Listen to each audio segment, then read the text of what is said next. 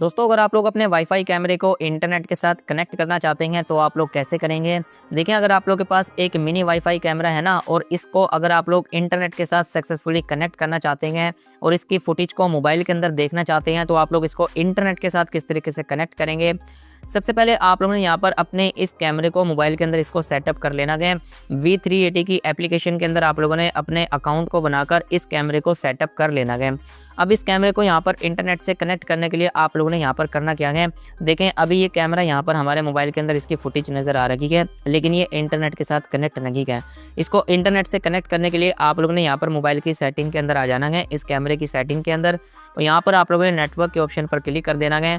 अब देखें यहाँ पर ये इस कैमरे की वाईफाई आप लोग को यहाँ पर नज़र आ रही है और नीचे यहाँ पर ये इसका पासवर्ड है।